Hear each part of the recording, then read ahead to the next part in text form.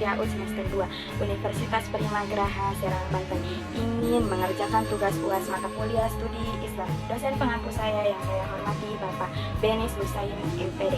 Pengertian metode studi Islam yaitu usaha untuk mempelajari hal-hal yang berhubungan dengan agama Islam atau secara sistematis dan dengan tujuan memahami secara mendalam seluk-beluk ajaran agama Islam seperti sejarah agama Islam serta praktek agama Islam sehari-hari yang dilakukan oleh agama Islam. Ruang lingkup studi Islam sebagai gejala budaya yang berarti seluruh apa yang menjadi kreasi manusia dalam kaitannya dengan agama, termasuk pemahaman orang terhadap doktrin agamanya.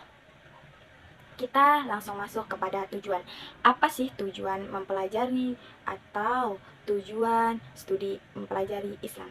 Tujuan atau manfaat mempelajari studi Islam adalah untuk menguatkan akidah dan keyakinan kita terhadap agama Islam.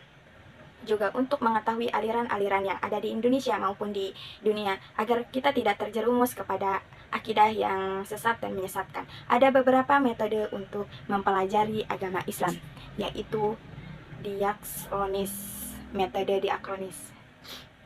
Cara berpikir kronologis atau urutan peristiwa yang terjadi dari berbagai catatan tentang suatu kejadian. Ada juga metode sinkronis atau analistis, yaitu metodenya pengembangan kejadian yang terjadi di masa lalu. Ada juga metode problem solving, pendekatan struktur yang digunakan untuk mengatasi masalah atau tantangan dengan cara yang sistematis dan efisiens.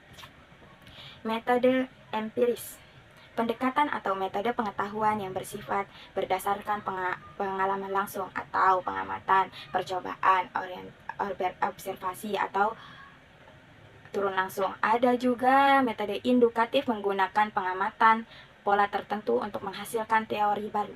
Ada juga metode deduktif dimulai dengan teori atau hipnosis atau pengujiannya melalui pengamatan.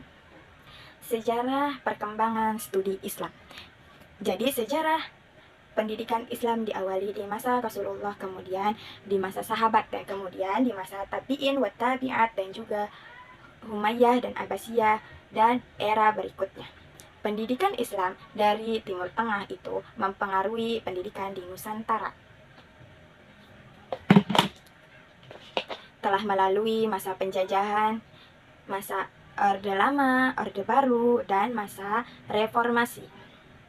Pendidikan Islam telah mengambil bentuk ada yang disebut dengan pendidikan Al-Quran, pendidikan tahfiz Quran, pendidikan diniyah, pendidikan madrasah, dan dikategorikan pendidikan usia dini, pendidikan dasar, dan ada pendidikan menengah, dan ada pula pendidikan dalam jenjang pendidikan tinggi Islam yang berkembang pesat di tanah air.